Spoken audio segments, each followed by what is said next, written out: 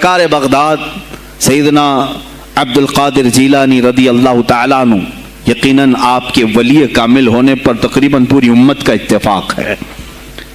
इत्तेफाक का मतलब सिर्फ बरेलवियों का नहीं, देवबंदी भी मानते हैं, अहले हदीस भी मानते हैं, शिया भी मानते हैं। गौसे पाक रज़ियल्लाहु ताला अन्हु की विलायत से इनमें से किसी का इनकार नहीं। आज भी बगदाद में जाएं, लंगर बट रहा होता है, शिया भी खा रहे हैं। गौसे पाक रज़ियल्लाहु ताला अन्हु का लंगर आज भी बट रहा है। बगदाद की वो एक ऐसी बारगाह है जहां सुन्नी और शिया दोनों हैं, दोनों तस्लीम करते हैं उनकी विलायत को। अब रहे बात अहले हदीस की या देवबंद की, इनकी किताबें उठाओ तो पता चल जाएगा कि गौसे पाक के मुतालिक इन्होंने क्या क्या नहीं लिखा।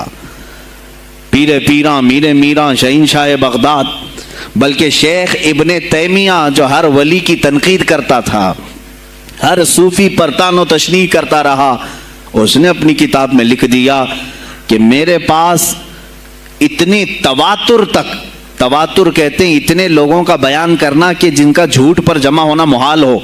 शेख इब्ने तैमिया कहता है मेरे पास इतनी तवातुर से किसी और की करामतों का जिक्र नहीं पहुंचा जितना शेख अब्दुल कादिर जीलानी का पहुंचा है। अल-फज़्लु लिमा शहीद बिहिल आदा, फजीलत तो उसकी है जिसकी दुश्मन भी गवाही दे रहे हो। अजीज़ान गिरामी वक़ार, सरकार बगदाद रदी अल्लाह ताला अन्हु की विलायत पर तकरीबन उम्मत का इत्तेफाक, बाद में आने वाले सारे मुसलमान उन्हें वली मानते हैं। और ये और बात है कि विलायत तक सबका इत्तेफाक है। अब गौस के मकाम के मुतालिक अल्हम्दुलिल्लाह हम मुनफरिद हैं उसमें, इसलिए कि हम उन्हें गौसे आज़म भी कहते हैं, इस्तिगासा भी करते हैं। ये एक अलग टॉपिक है जहाँ शिरक, बिदात और कुफ्र के फतवे लगते हैं कि बरेलवी अल्लाह को छोड़कर औलिया से मांगते हैं, और ये बीवियों से मांग लें तो कोई हर्ज नहीं, हाँ अपने बच्चों से मांग लें तो कोई हर्ज नहीं, बल्कि चपरासी और नेताओं से मांग लें तो कोई हर्ज नहीं। किसी साहब ने आकर के मुझसे कहा था आप गौसे आज़म क्यों कहते हैं? आज़म अल्लाह होता है, सबसे आज़म। गौस कहें ठीक है।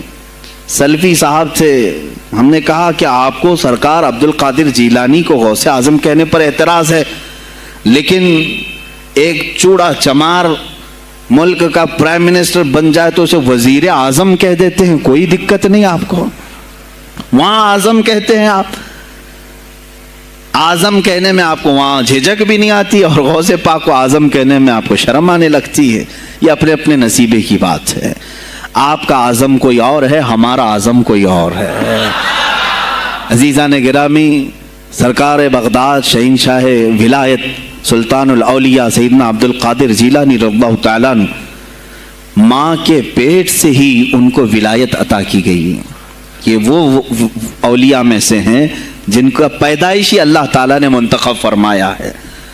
बल्कि जिस वक्त आपकी विलादत हुई, ये शाबान का आखिरी दिन, और आपकी वालिदा माजिदा के बतन से आप इस उम्र में पैदा हुए जब औरतों में औलाद की उम्मीद ख़त्म हो चुकी होती। आपकी माँ की उम्र 60 साल की थी जब आप पैदा हुए। ये खुद अपने आप में एक करामत है। और सरकार बगदाद रज़ियल्लाहु ताला अन्हु जब जीलान में पैदा हुए तो आपका मामूल तो देखें, आपकी माँ खुद बताती हैं, दूसरे साल गालिबन लोगों को चांद में शक हो गया, 29 का चांद नजर आया कि नहीं आया। बाज कहने लगे हो गया होगा, बाज कहने लगे नहीं हुआ होगा। तो यौम शक कहते हैं, यानी 30वां जो शाबान का होता है वो एक रमजान भी हो सकता है, 30 शाबान भी। तो लोग आए हजरत फातिमा उम्मुल खैर के पास जो गौसे पाक की माँ है, पूछा कि कल का चांद हुआ कि नहीं हुआ, हमें शक हो गया है। आपने कहा चांद हो गया है और रमजान शुरू हो चुका है। कहा कैसे?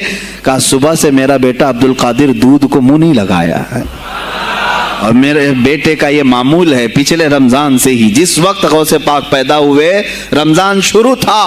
उनकी माँ कहती हैं सहरी से लेकर इफ्तार तक गौसे पाक अपनी माँ का दूध नहीं पीते थे। ये बचपने में माँ की गोद में रोजे का आपके ऊपर कोई मुकल्लफ नहीं थे, आप अहकाम शरीयत अभी आपके ऊपर लागू नहीं थे, लेकिन अल्लाह का एक वली आता है तो वो निज़ाम खुदा कायम करने के लिए आता है। आज मैं इसी पर गुफ्तगू करना चाहूँगा। अल्लाह के औलिया ظاہر کیوں ہوئے دنیا میں اور کیوں آتے ہیں؟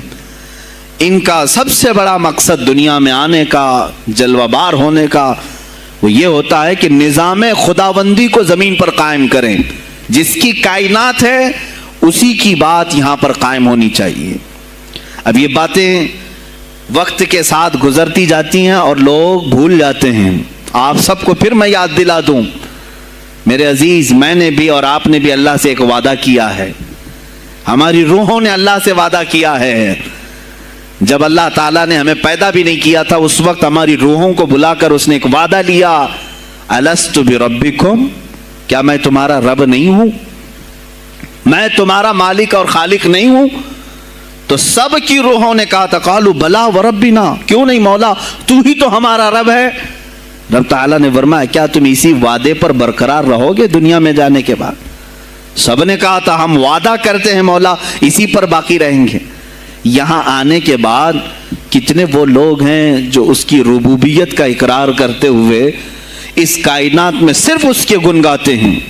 کفار و مشرکین تو وعدہ خلاف ہیں، توڑ دیے، انہوں نے اللہ کے علاوہ کسی اور کو خدا بنا لیا.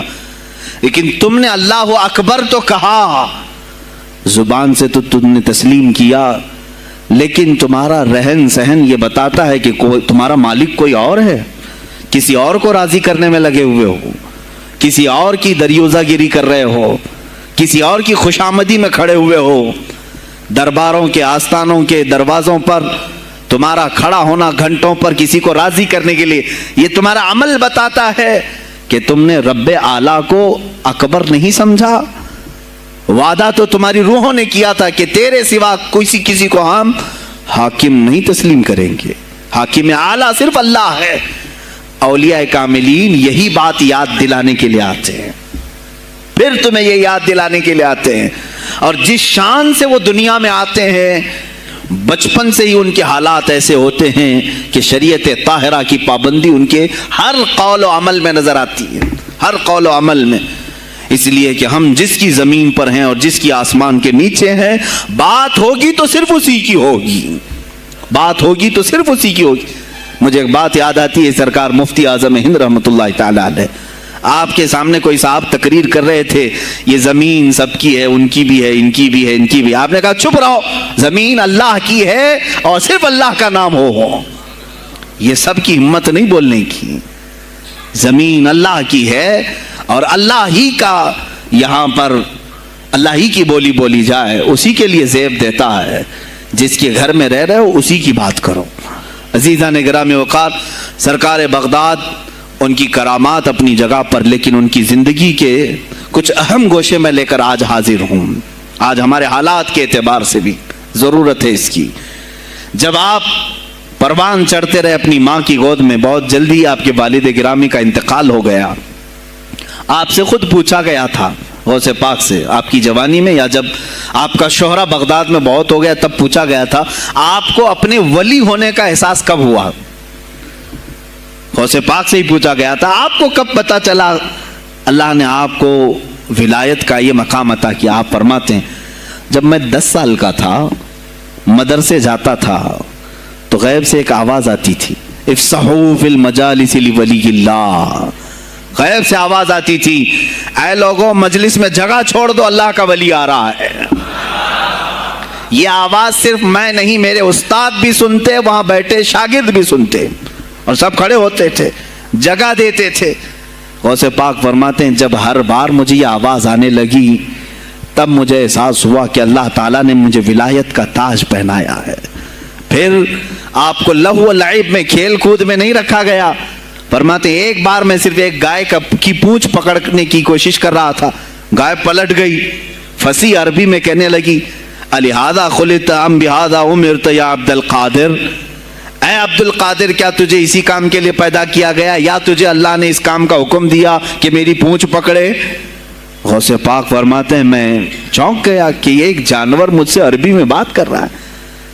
اور اس کے بعد وہ گائے خود کہنے لگی اے عبد القادر تجھے اللہ نے اپنی مخلوق کے لیے بنایا ہے، اپنے بندوں کو راہ راست پر لانے کے لیے. غوث پاک فرماتے ہیں اس کے بعد زندگی میں کبھی کھیل کود کی خواہش بھی نہیں آئی. کھیل کود کی خواہش بھی نہیں آئی, کبھی تصور بھی نہیں کیا.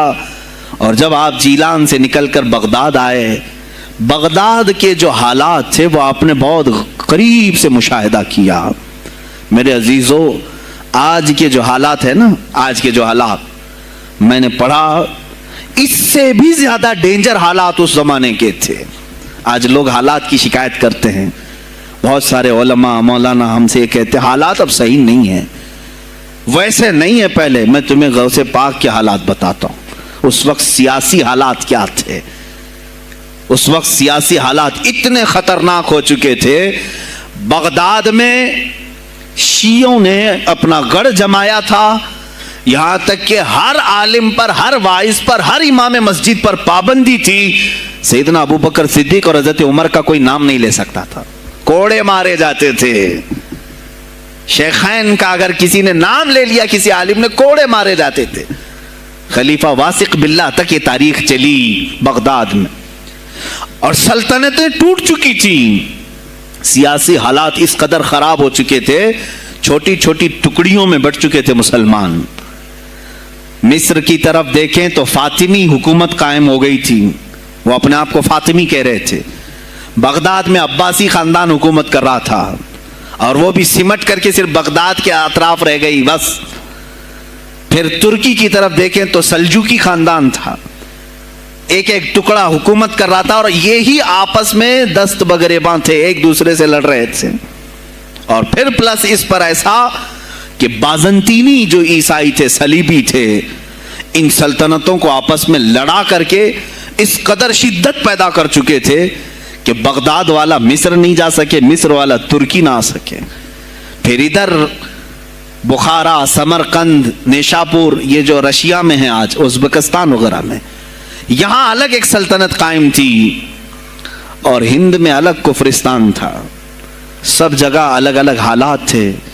اور مسلمانوں کے لیے اس زمانے میں ایسے حالات ہو گئے جیسے لاک ڈاؤن ابھی کا سیم. میں آپ کو بتا دوں سچویشن. لاک ڈاؤن میں کیا ہوا تھا معلوم ہے؟ یہ ہمارے طلبہ دیکھیں 8 مہینے سے بیٹھے ہوئے ہیں, مدارس میں نہیں گئے, حفظ قرآن کر رہے تھے, عالم دین بن رہے تھے, مدرسے بند ہیں نا, گھروں میں بیٹھے کچھ تو آوارہ گردی کر رہے ہیں. اسی طرح کالج کے بچے بھی, اسکول کے بچے بھی, سب چھوٹے ہوئے ہیں لاک ڈاؤن کی وجہ سے.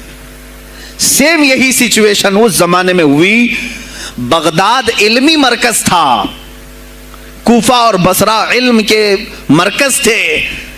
آپسی رنجشوں کی وجہ سے بادشاہوں کی طلبہ ایک جگہ سے دوسری جگہ کا سفر نہیں کر سکتے تھے. بغداد کے سارے مدرسے بند پڑے ہوئے تھے, کیونکہ طلبہ آ نہیں سکتے. کہاں سے آئے تم؟ مصر سے آئے, واپس جاؤ. اس سلطنت میں کیا کر رہے ہو؟ اس طرح کی سختیاں. یہاں تک کہ یہی زمانہ ہے جب حسن بن صباح نام کا ایک ایسا منافق جس نے اس زمانے کے بادشاہوں کو خرید لیا اور کچھ لوگوں کو نشے کا خوگر بنایا. حشیشین وغیرہ آپ نے سنا ہوگا, صلاح الدین ایوبی کا زمانہ ہے یہ. غوث پاک سے صرف 4 سال بعد صلاح الدین ایوبی آئے, صرف 4 سال بعد. اس زمانے میں حسن بن صباح نے ہزاروں نوجوانوں کو نشے کا عادی بنا دیا تھا, ہزاروں نوجوان. اور کیسا نشہ, کوکین, افیون وغیرہ سب تو لے کر کے تو لوگ ہوش میں آ جاتے ہیں. وہ ایسا تھا کہ اس نے جو نشہ دکھایا تھا, ایک چھوٹے سے کمرے میں ان کو رکھتا اور انہیں بتاتا کہ یہ درخت ہیں, یہ نہر ہے, یہ محل ہے, یہ حور ہے, تو اسے وہ جنت ہی سمجھتے تھے. اور پھر اس کمرے سے باہر نکالتا اس کو, تڑپ تڑپ کے آدمی مر جاتا کہ مجھے میری جنت میں واپس کرو. وہ جنت نہیں, کمرہ ہوتا تھا, لیکن نشہ اسے ایسا کرایا جاتا تھا کہ اس کمرے کو وہ جنت سمجھنے لگتا تھا. اور ان نوجوانوں سے کیا کرایا جاتا تھا؟ ان کو نشے کا عادی بنا کر کے باہر نکالا جاتا, انہیں ٹارگیٹ دیا جاتا, فلاں مجلس میں جاؤ, فلاں خلیفہ کو قتل کرو, فلاں وزیر کو مارو, فلاں سپاہیوں کو مارو, فلاں عالم دین کا قتل کرو. اور وہ اپنا ٹارگیٹ پورا کر کے آتے, اس لیے کہ انہیں نشہ چاہیے تھا. وہ 1 دن 2 دن سے زیادہ اس نشے کے بغیر رہ نہیں پاتے ہیں. وہ اپنا ٹارگیٹ کرنے کے لیے اپنی جان بھی جوخم میں ڈالتے ہیں. اس طرح کے کئی حملے خلفاء پر کرائے حسن بن صباح نے.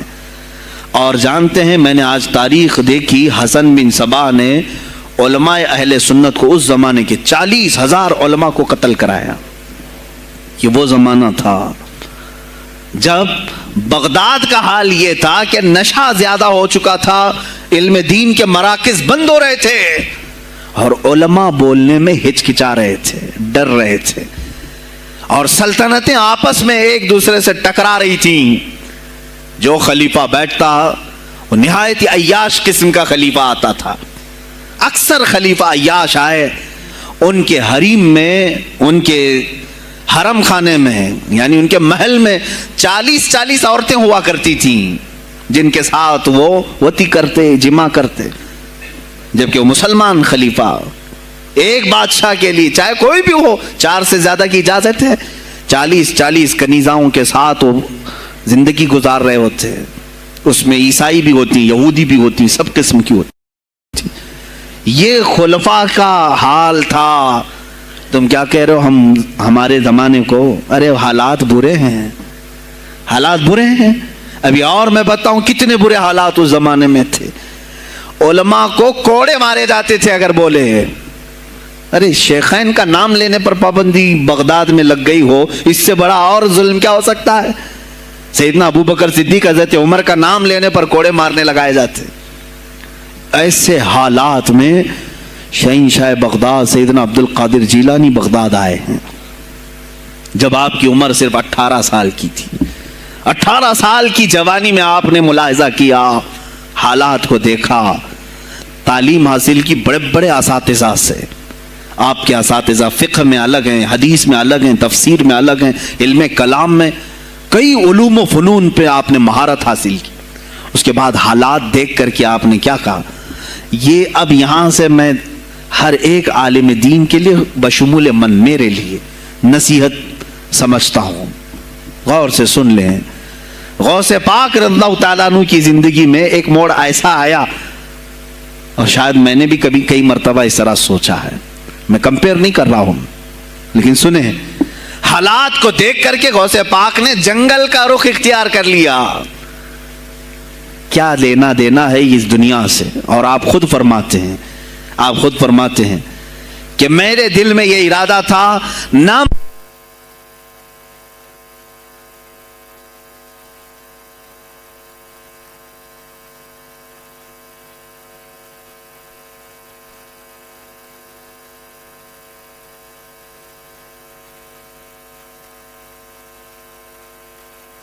ہیں، میرا ارادہ ہوا جنگل میں ایسی جگہ رہوں کہ نہ مجھے مخلوق دیکھے اور نہ میں مخلوق کو دیکھوں. عبادت میں ایسے مصروف ہو جاؤں. جنگلوں میں آپ عبادت کرتے رہے، لیکن فرماتے ہیں مجھے غیب سے آواز آئی اللہ رب العزت کی طرف سے، کہا اے بندے قادر، آپ کا نام ہی عبد القادر ہے، اے قادر کے بندے، تجھے اللہ نے جنگلوں کے لیے نہیں بنایا، امت مصطفیٰ کی رہنمائی کر، خلق خدا تجھ سے نفع حاصل کرے، واپس آ جا. غوث پاک فرماتے ہیں میرا ارادہ تو تھا کہ میں اپنی زندگی اللہ کی یاد میں فنا کر دوں، لیکن میں شہر صرف اس لیے واپس آیا کہ جنگل میں صرف میری اصلاح ہو سکتی ہے، شہر میں پوری امت کی اصلاح ہو سکتی ہے. علماء کے لیے یہی آج نصیحت ہے. تم چاہے تو گدی نشین بن جاؤ، سجادہ نشین بن جاؤ، جھولی نشین بن جاؤ، جنگل نشین بن جاؤ. ہو سکتا ہے تمہارے اپنے فائدے کے لیے تم سوچ سکتے ہو. میں نے ابھی یہ کہا، میرے دل میں ارادہ تھا کہ گوشہ نشین ہو کر کے اپنی عبادت کریں، اپنی آخرت کی فکر کریں. نہیں، علماء کو اللہ تعالیٰ نے علم عطا کیا ہے امت مصطفیٰ کی رہنمائی کے لیے. یہ امانت ہے، چاہیں تو بھی چھپ نہ سکیں. عزیزان کرام وقار، غوث پاک رضی اللہ تعالیٰ عنہ واپس بغداد آئے. اچھا، وہ اتنی عبادتوں کے عرصے میں جانتے ہیں کہاں کہاں کا سفر نہیں کیا انہوں نے؟ جنگلوں کا سفر، صحراؤں کا سفر، بیابانوں کا سفر، یہاں تک کہ سری لنکا کی سرزمین تک پہنچے، ملتان تک آئے. یہ تاریخ کی کتابیں بتاتی ہیں آپ نے پیدل یہ سارے سفر کیے. پھر واپس اسی بغداد آئے جہاں کے حالات بڑے ہی کشیدہ تھے، اور خلفائے وقت کے خلاف زبان کھولنا یہ آگ سے کھیلنے کے برابر تھا، آگ سے کھیلنے کے برابر تھا۔ اور سب سے بڑا مسئلہ تو غوث پاک کے لیے یہ تھا کہ آپ بغداد کے نہیں تھے، عراق کے نہیں تھے، آپ جیلان سے آئے تھے۔ جیلان ایران میں ہے۔ اس زمانے میں طبرستان ایک صوبہ تھا، طبرستان کا ایک شہر جیلان تھا۔ جیلان سے آئے ہوئے تھے بغداد میں۔ آپ کی زبان فارسی تھی۔ فارسی زبان کا ایک طالب علم بغداد میں آیا ہے، اور بغداد پورا عربیوں کا ہے، فصیح عربی بولنے والے لوگ، اور نہایت ہی عیاشی میں پڑے ان کی اصلاح کیسے کریں۔ دل میں بار بار یہ احساس ہوتا۔ غوث پاک فرماتے میری زبان فارسی تھی اور ان کی زبان عربی ہے، میں ان سے خطاب کیسے کروں، ان کو اصلاح کے راستے پر کیسے لاؤں۔ بار بار سوچتے تھے، لیکن دل میں ایک درد ہوتا تھا کہ امت مصطفیٰ کو اس حال میں نہیں چھوڑنا چاہتا۔ ایک دن ایک مسجد میں غمگین حالت میں سوئے، ظہر کا وقت تھا، نماز پڑھ کر کے آپ آرام کر رہے ہیں، اور جیسی آنکھ بند ہوئی سرور کائنات صلی اللہ علیہ وسلم تشریف لائے۔ پوچھا عبد القادر کیوں غمگین ہے میرے بیٹے؟ کہا کہ یا رسول اللہ صلی اللہ علیہ وسلم زبان میری عجمی ہے، فارسی، میں عربیوں کے بیچ بیٹھا ہوں، اصلاح کرنے کی کوشش کرتا ہوں، لیکن مجھے یہ عجمی سمجھیں گے۔ اللہ کے نبی صلی اللہ علیہ وسلم نے فرمایا تو اپنا منہ کھول لو۔ آپ نے منہ کھولا، حضور پاک نے اپنا لعاب پاک ڈالا، دوسری بار ڈالا، تیسری بار ڈالا، چوتھی بار ڈالا، پانچویں، چھٹی، 7 مرتبہ حضور پاک نے اپنا لعاب پاک دیا اور کہا عبد القادر اب اٹھ اور بیان کرو۔ فرماتے ہیں خواب میں نے حضور اکرم صلی اللہ علیہ وسلم کا لعاب پاک لیا، تھوڑی ہی دیر گزری تھی، میرے خواب میں ہی میرے جد کریم مولا کائنات علی مرتضیٰ تشریف لائے۔ کہا پھر وہی سوال کیا عبد القادر کیوں نہیں بیان کرتے؟ کہا میں فارسی النسل، فارسی ہوں اور عربیوں کے بیچ میں ہوں۔ انہوں نے کہا تو اپنا منہ کھول۔ باب العلم، باب مدینۃ العلم، علی کرم اللہ وجہہ الکریم اپنا لعاب پاک ڈالتے ہیں، 1 بار، 2 بار، 3 بار، 4 بار، 5 بار، 6 بار، بس کیا۔ غوث پاک نے کہا نانا جان نے مجھے 7 مرتبہ پلایا، آپ نے 6 مرتبہ۔ علی کرم اللہ وجہ الکریم فرماتے ہیں میں برابری تو نہیں کر سکتا، وہ رسول کائنات ہیں۔ عزیزان گرامی وقار، غوث پاک فرماتے ہیں پھر میری آنکھ کھلی، اور اسی جامع مسجد میں جب میں کھڑا ہوا اور خطاب کے لیے لوگوں کو پکارا تو دیکھا ادھر سے بھی مخلوق آ رہی ہے، ادھر سے بھی آ رہی ہے، سامنے سے بھی آ رہی ہے۔ مجمع اتنا کثیر کہ تل دھرنے کی جگہ مسجد میں نہیں تھی، اور جب آپ کا خطاب ختم ہونے کو تھا لوگ اپنے کپڑے پھاڑنے لگے اور بے ہوش ہونے لگے۔ اتنی تیر بہدف کلمات تھے کہ سیدھے سینے میں پیوست ہو جاتے، دلوں میں اتر جاتے۔ اس کے بعد وہی دن تھا سیدنا عبد القادر جیلانی کو لوگوں نے ہاتھوں ہاتھ اٹھایا۔ بغداد میں شہرا ہو گیا کہ کوئی ایک عجمی آیا ہے اور عربیوں پر فوقیت لے گیا ہے، سارے عربی اس کے سامنے دنگ رہ گئے ہیں، کوئی عربی اس کی فصاحت کو نہیں پہنچ پاتا ہے۔ کئی لوگ امتحان کے لیے بھی آئے، ایسا نہیں ہے کہ غوث پاک کو یوں ہی چھوڑ دیا گیا۔ میرے عزیز تم تو 1000 سال کے بعد کرامتیں سنتے ہو نا، یہی لگتا ہے کہ غوث پاک بہت کرامتوں کے مالک تھے، بہت بڑے عالم اور بڑے ولی کامل تھے، کچھ نہیں ہوا ہوگا ان کے ساتھ۔ ہمارے سے زیادہ خطرے انہوں نے مولے ہیں، ہم سے زیادہ حاسدین ان کے تھے، دشمنی کرنے والے اپنوں میں بھی بہت سارے تھے۔ غوث پاک رضی اللہ تعالیٰ عنہ کا جب خطاب شروع ہوا، کیا ایک خطیب جب مشہور ہونے لگے تو دوسرے مولوی خاموش رہ جائیں گے؟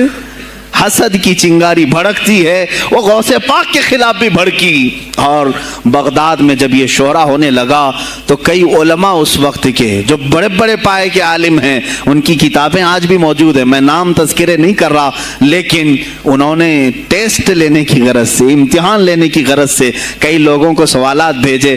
ایک دن مجلس میں ایسا تھا کہ غوث پاک تفسیر قرآن بیان کرتے تھے، تفسیر قرآن بیان کرنا غوث پاک کا محبوب مشغلہ تھا، روزانہ قرآن کی تفسیر عرض کرتے۔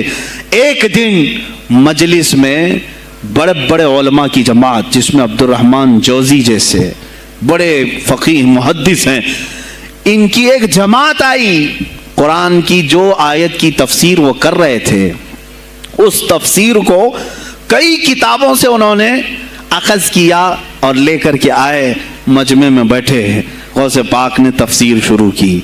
ایک آیت کی کتنی تفسیریں ہو سکتی ہیں، کتنی تفسیریں ہو سکتی ہیں، ایک تفسیر بیان کیا، اس کے بعد کہا اس آیت کی ایک دوسری تفسیر یہ ہے، پھر تھوڑی دیر کے بعد غوث پاک نے فرمایا اس کی ایک تیسری تفسیر یہ ہے، پھر کہا اس کی ایک چوتھی تفسیر یہ ہے، پھر کہا اس کی ایک پانچویں تفسیر یہ ہے۔ بیان کرتے جا رہے ہیں یہاں تک کہ 13 تفسیریں ہو گئیں۔ جو بیٹھے ہوئے تھے وہ آشش کرنے لگے۔ اس کے بعد اتنا ہی نہیں، آگے بڑھتے رہے، آگے بڑھتے گئے، 40 تفسیریں ایک آیت کی آپ نے بیان کی۔ جو آئے تھے وہ کھڑے ہو گئے اور اس کے بعد غوث پاک رضی اللہ تعالیٰ عنہ کو دیکھنے لگے۔ غوث پاک نے ان کو مخاطب کر کے کہا، اے گروہ علماء، اے جماعت علماء، تم 13 تفسیریں یاد کر کے آئے تھے ایک آیت کی، کیا وہ میں نے شروع سے 13 تک صحیح بیان کیا؟ سب اپنے جبے اٹھانے لگے، کہا ہم تو یہ 13 تفسیریں پڑھ کر آئے تھے یہ سوچ کر کے کہ شیخ عبد القادر جیلانی کو 2-3 سے زیادہ تفسیریں نہیں آتی ہوں گی، 13 کے بعد آپ تو 40 تک پہنچے، وہاں تو ہمارا بھی علم نہیں پہنچا۔ جماعت علماء دنگ رہ گئے اور اس کے بعد توبہ بھی کیا، کہا ہمارے دلوں میں بدگمانی آ گئی تھی، ہم توبہ کرتے ہیں۔ غوث پاک رضی اللہ تعالیٰ عنہ ایک اور مجمع ایسا ہے کہ اس میں 40 کے قریب علماء ہے، سوالات الگ لے کر کے پھنسائیں گے کسی طرح سے ان کو، ڈیفیکلٹ سوالات لے کر کے۔ ایک بات یاد رکھنا، مشکات شریف کی حدیث ہے، جس نے علم اس لیے حاصل کیا کہ کسی عالم کو نیچا دکھا دوں، اسے پھنسا دوں سوال کر کے، حضور فرماتے ہیں قیامت کے دن اسے آگ کی بیڑیاں پہنائی جائیں گی، اس کی زبان کو آگ کی کینچی سے کھینچا جائے گا۔ اس لیے علم حاصل مت کرو، کسی کو نیچا دکھانا، کسی کو بیوقوف بنانا۔ ایک کتاب کہیں سے پڑھ کر کے آئے، مولانا کے پیچھے پڑ گئے، یہ بتاؤ صحیح ہے کہ نہیں ہے۔ پھر اگر اس مولانا صاحب کے دماغ میں اس وقت وہ مسئلہ نہیں تھا، انہوں نے کہا نہیں معلوم، تو آپ کو لگا کہ ہاں میرے سے زیادہ تو ان کو بھی نہیں معلوم، تم نے تو ایک ہی چیز حل کر کے ان کے سامنے پیش کی ہے۔ عزیزان گرامی، اس طرح کی چیزیں ہرگز نہ کریں، یہ بہت بڑا گناہ ہے مغالطے میں ڈالنا۔ غوث پاک رضی اللہ تعالیٰ عنہ ایک جماعت سے خطاب کر رہے ہیں، 40 علماء ہے، الگ سوالات نوٹ کر کے، میں یہ پوچھوں گا تم یہ پوچھنا، تم یہ پوچھنا۔ غوث پاک رضی اللہ تعالیٰ عنہ نے اپنا خطاب کیا اور سوالات کے لیے اس دن محفل کا وقت ہی نہیں دیا، کہا آج سوالات کوئی نہیں کرے گا۔ وہ لوگ تو سوالات لے کر کے آئے تھے، سب مجمع میں خطاب کے بعد جس کو جو پوچھنا ہے آپ کہتے ہیں کہ پوچھ لو، اس دن کا کوئی نہیں پوچھے گا، آؤ صرف مصافحہ کر کے جاؤ، آؤ صرف مصافحہ کر کے جاؤ۔ تو یہ جو علماء کی جماعت تھی ان کو بلایا، ایک آتے ان کو سینے سے سینہ لگاتے اور کہتے تیرا یہ سوال تھا، اس کا یہ جواب ہے۔ دوسرا آتا اس سے کہتے تو یہ گھر سے سوچ کے آیا تھا، تیرا سوال یہ ہے، اس کا جواب یہ ہے۔ اس طرح 40 سے مصافحہ کیا، معانقہ کیا، ان کے سوالات کے پوچھنے سے پہلے جوابات بھی دے دیے، اور اس کے بعد کہا کیا ہے گروہ علماء، تم سوال کرتے اور میں جواب دیتا تو عبد القادر کی کیا اس میں خصوصیت تھی؟ تم سوال بھی نہ کرو، میں جواب دوں، تب پتا چلے گا کہ میں بندہ قادر ہوں، میں قادر کا بندہ ہوں۔ تم نے سوال بھی نہیں کیا اور میں جواب دوں تو تمہیں احساس ہوگا کہ میں قادر کا بندہ ہوں۔ اللہ رب العزت کا کی صفاتی نام ہے۔ عزیزان گرامی وقار، علماء نے تنگ کیا، پریشان کیا، آپ کے مجموعوں کو روکنے کی کوشش کی، لیکن ایسا نہیں ہے کہ غوث پاک نے ہر ایک کو اپنی کرامت سے زیر کر دیا ہو، ان علماء کو پورا سلا دیا ہو، نہیں، فیس کیا ہے، مقابلہ کیا ہے، پریشانیاں اٹھائی ہیں، اور خلفاء کے وقت کے سلاطین کی بھی بہت ساری ایسی سختیاں تھی جس کو آپ نے برداشت کیا۔ کئی لوگوں نے آپ پر پابندیاں لگانے کی کوشش کی تھی، یہ تو سرکار غوث پاک کی استقامت تھی کہ آپ جمے رہے۔ اور سب سے بڑا کام آپ کا کیا تھا معلوم ہے؟ خانقاہ کے گدی نشینوں غور سے سنو، جو غوث پاک کا نام لیتے ہیں، سرکار غوث پاک رضی اللہ تعالیٰ عنہ کی اس صفت کو میں بیان کروں تو یہ بغلیں جھانکیں گے۔ ابھی غوث پاک نے سب سے بڑا کردار کیا جانتے ہیں آپ؟ لوگ کہتے ہیں خانقاہی ماحول قائم کرنا ہے، اللہ اللہ کرو, تسبیح لو, دلوں کی صفائی کرو, سب صحیح ہے, لیکن غوث پاک نے تقریباً 25 سال صرف جہاد پر بیان کیا ہے, صرف جہاد پر. کہا کہ اے گروہ مسلمین, تم پر اللہ نے ذلت مسلط کر دی ہے اس لیے کہ تم نے کوششیں ترک کر دی ہیں. حکومتوں کو صحیح کرنے کے لیے آپ نے باغ ڈور سنبھال لی تھی. غوث پاک جب بیان کرتے ممبر سے تو وقت کا جو تخت تھا وہ بھی ہلنے لگ جاتا تھا. خلیفہ مستنجد باللہ اس زمانے کا خلیفہ ہے, اور تنگ آ گیا غوث پاک کے پاس. جب وہ بیان کرتے اور ان کی عیاشیاں کھول کھول کر کے ذکر کرتے تو لوگوں میں اب احساس جاگنے لگا, کوئی تو اللہ والا آیا ہے جو نظام خداوندی قائم کرنے کی بات کر رہا ہے, نظام مصطفیٰ قائم کرنے کی بات کر رہا ہے. بغداد کی یہ حالات جب ہونے لگے میرے عزیزو, سلطان الاولیاء غوث پاک کی ہی شہ پر جانتے ہیں صلاح الدین ایوبی جیسا ایک مرد مجاہد پیدا ہوا ہے. یہ آپ کی تحریک تھی, غوث پاک کی تحریک تھی کہ جب بازنطینی عیسائیوں سے آپ نے اپنی پوری امت کو آگاہ کیا کہ تم سو رہے ہو, تم اپنی عیاشیوں میں ہو, تم اپنے نشے میں ہو, تمہارا دشمن تاک میں لگا ہے, گھات لگا کر کے بیٹھا ہے. اور ہوا بھی یہی کہ غوث پاک کے وصال کے صرف 10 سال بعد صلیبیوں نے حملہ شروع کر دیا بغداد پر, مصر پر, ترکی پر, ہر جگہ. اور یہی حملے کی وجہ تھی صلاح الدین ایوبی جیسا مرد مجاہد کھڑا ہوا, اور پھر انہوں نے پورے بیت المقدس کو فتح کر کے اپنے سر ایک صحرا باندھا. آج تک امت اس کے احسان کو یاد کرتی ہے. میرے عزیزو, غوث پاک کے زمانے کے ہیں صلاح الدین ایوبی. اتنا ہی نہیں, آپ ہی کی تحریک تھی, غوث پاک کی تحریک تھی کہ تم جوانوں کو تیار کرو, تمہاری زندگی عیاشی کے لیے نہیں, اللہ کا نظام قائم کرنے کے لیے ہے. تم اللہ کا نظام قائم کرنے کے لیے آئے ہو دنیا میں, کیونکہ اللہ نے تمہیں خلیفۃ اللہ کہا ہے. اللہ کے تم خلیفہ ہو, تم نائب ہو اللہ کے. تم یہاں پر اپنی موج مستی کے لیے نہیں آئے. اب اس زمین پر بات ہوگی تو صرف میرے مولا کی ہوگی, اس زمین پر بات ہوگی میرے مصطفیٰ کی ہوگی. یہ سیدنا عبد القادر جیلانی کا اعلان تھا. ہے کوئی آج پیران اسلام وہ اعلان کریں کہ آج اس زمین پر صرف ہم ناموس رسالت کی بات کریں گے؟ کون ہے؟ کیوں بیٹھے ہو؟ غوث پاک سے اگر تمہاری ادنا سی نسبت ہے تو پھر تمہیں اپنے جوانوں کو, اپنے مریدوں کو یہ سکھانا ہوگا کہ موٹے موٹے نذرانے دینے سے نہیں چلے گا, اپنی گردنیں حضور کو پیش کرنے کے لیے تیار کرو. تم تیار ہو جاؤ اپنا خون اور اپنی گردن بارگاہ مصطفیٰ میں دینے کے لیے. یہ آج تربیت دو, ورنہ پھر دشمن تمہیں کچا چبانے کے لیے تیار ہے, کچا چبانے کے لیے تیار. عزیزان گرامی, میں غوث پاک کی تحریک آپ کو بتا دوں کون سی تحریک تھی. وہ صلاح الدین ایوبی جو بیت المقدس فتح کیا, یہ غوث پاک کی تحریک ہے. اور پھر چند سالوں کے بعد پورے عالم اسلام میں جو خلافت عثمانیہ قائم ہوئی, غازی ارطغرل جو آئے, یہ تحریک بھی غوث اعظم کی پیدا کی ہوئی تھی. آپ نے جوانوں کو متحرک کیا تھا اور پھر امت کا وہ شعور بیدار کیا تھا جو ان میں مردہ کر چکے تھے کچھ حکومت کے کارندے. میں سمجھتا ہوں اس وقت جتنے خلفاء بیٹھے ہوئے تھے خلافت پر, تخت پر, جو نام کے مسلمان تھے, یا اس کو ہماری زبان میں سمجھ لیں سب کانگریس کے تھے, جو منافق تھے, یعنی دکھتے تھے بس, لیکن اندر سے سب نفاق ہوتا تھا, نفاق ہوتا تھا. ہاں میں صاف کہوں گا, بغداد میں بھی کانگریس کا خلیفہ رہا ہوگا, مصر میں بھی, اور ترکی میں بھی, اور نیشاپور میں بھی, اس لیے کہ مسلمانوں کے خون چوس کر کے تخت پر بیٹھ تو جاتے لیکن پوری زندگی گزر جاتی, میرے مصطفیٰ کا نام تک نہیں لیتے تھے. ان کو بٹھاتے تھے مسلمان. آج آپ بھی تو یہی کر رہے ہیں, یہی کر رہے ہیں.